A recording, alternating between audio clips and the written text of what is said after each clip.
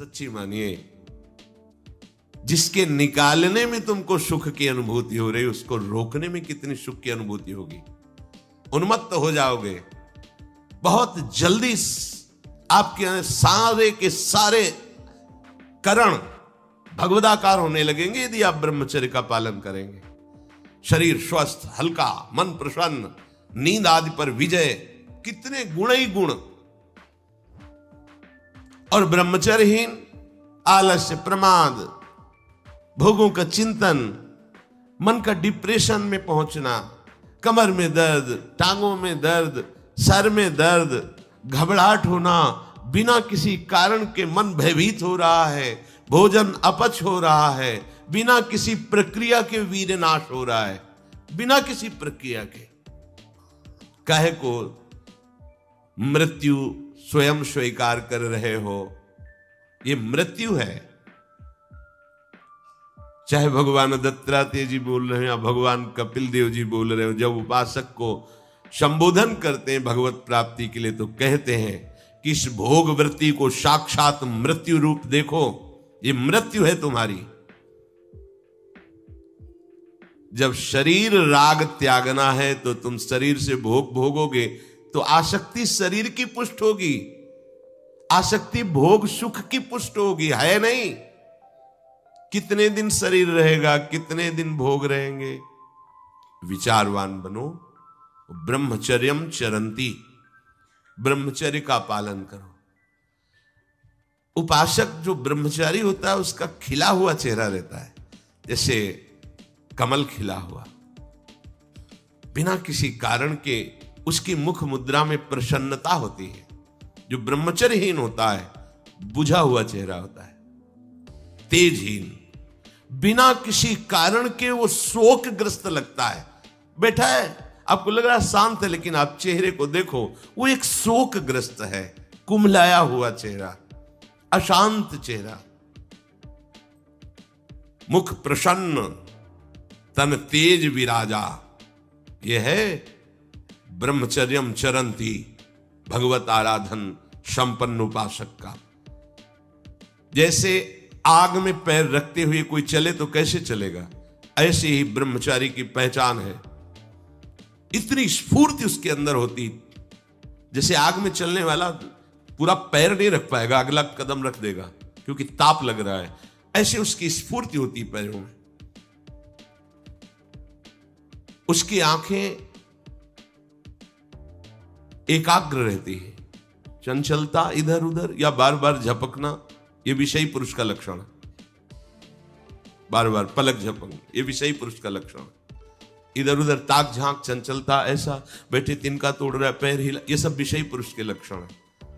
ये तो बिल्कुल साधारण स्पष्ट दिखाई देता है आदमी विषयी है या ब्रह्मचारी, एक सेकंड में लक्षण होते हैं। आपको जब भगवत मार्ग का अवसर मिला है तो गृहस्थ हो, संतान हो गई, ब्रह्मचर्य से रहो। नहीं चाहिए संतान तो भ्रूण हत्या, गर्भ हत्या जैसे महापाप करने की क्या जरूरत है। उसी वीर से संतान उत्पन्न होती है जिसको आप नष्ट कर रहे हो, जिसको आप ऐसे पानी में बहा रहे हो, व्यर्थ फेंक रहे हो, तो उसको भ्रूण हत्या का पाप लग रहा है तो तुमको पुण्य लग रहा है, वीरपात कर रहे हो तुम्हें भी वही हत्या लग रही है, क्योंकि उसमें वही जीवात्मा है जो मां के गर्भ में जाके बालक रूप धारण कर लेती है, उसको तुम नष्ट कर रहे हो। और बुद्धि भ्रष्ट हो गई है, समझ में नहीं आता, व्यर्थ में वीरपात करते हो, व्यर्थ में। तुम्हारा भजन बनेगा, तुम अध्यात्म के योगी बनोगे, मजाक है अध्यात्म का मार्ग। होश में हो जाओ, ये मन के दुलार को बंद करो। जब तक इच्छा ही नहीं भगवत प्राप्ति की तो फिर तुम कैसे भगवत प्राप्ति कर पाओगे। भगवत प्राप्ति की इच्छा कैसे होगी जब तुम्हारी इस तरह से निंदनीय वृत्तियां हैं। इंद्रियों को दुलार कर रहे हो, मन को दुलार कर रहे हो, भगवत प्राप्ति चाहते हो, आचरण नीच और चाहते हो उच्च पदवी। सावधान हो जाओ। यदि क्षंतो ब्रह्मचर्यम चरंत, ब्रह्मचर्य बहुत बहुत आवश्यक है, सबके लिए आवश्यक है, स्त्री पुरुष सबके लिए आवश्यक है। आप उसको केवल भगवत प्राप्ति से ही मत समझिए। अरे जीना है तो ब्रह्मचर्य की आवश्यकता है। स्वस्थता की आवश्यकता है, प्रसन्नता की आवश्यकता नहीं। मरा हुआ जीवन, रोज सुबह शाम निकल रही, रोज जीवन जा रहा, किस काम का जीवन? गया, गई रात्रि, गई दिन, गया समय, जा रहा है। तुम्हारा उद्देश्य क्या है? तुम्हारे हाथ क्या लग रहा है? क्या प्राप्त कर रहे हो? विचार ही नहीं रह गए, विवेक ही नहीं रहे, पशुवत बस ऊपर चमड़ी में सुंदरता का लेप करके और मलमूत्रों के भांड में प्रियता करके पूरा जन्म नष्ट कर देना।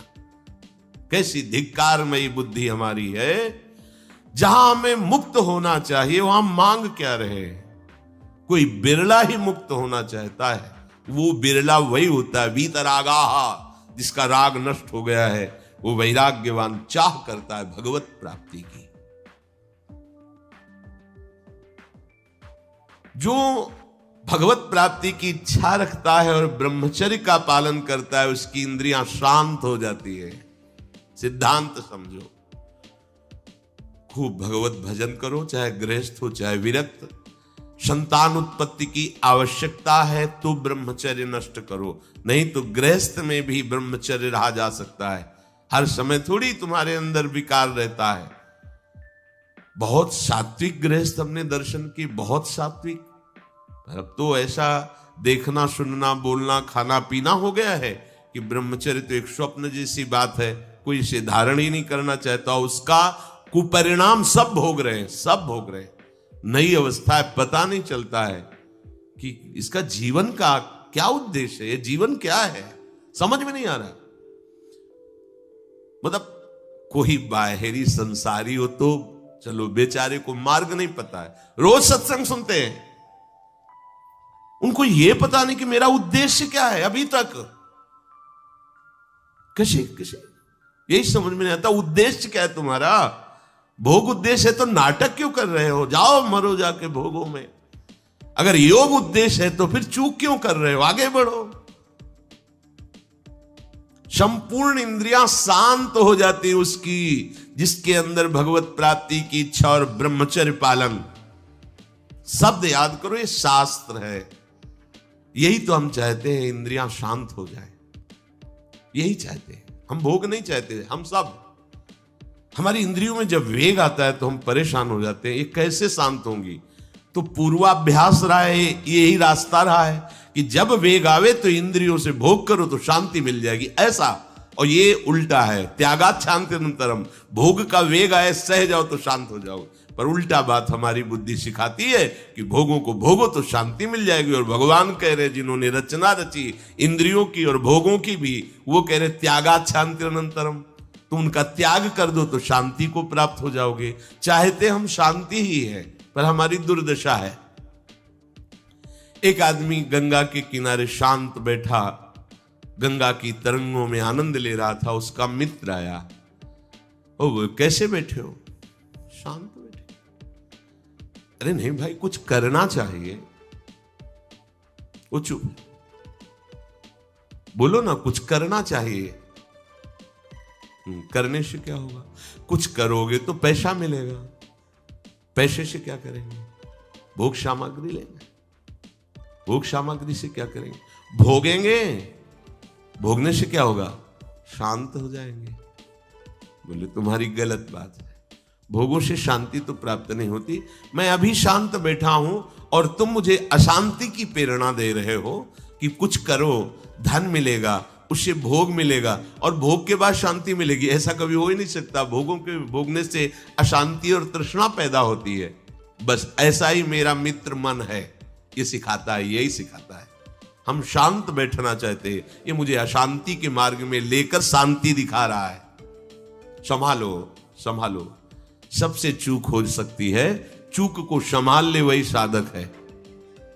अगर चूक ना हो तो साधक थोड़ी, हो तो सिद्ध है। साधक का शब्द ही है कि वो साधना कर रहा है, उससे चूक हो सकती है, पर वो चूक पुनरावृत्ति में नहीं आनी चाहिए। एक बार चूक हो गई, संभाल लिया। भगवान उस चूक को चूक ही नहीं मानते हैं जो संभाल ली जाए।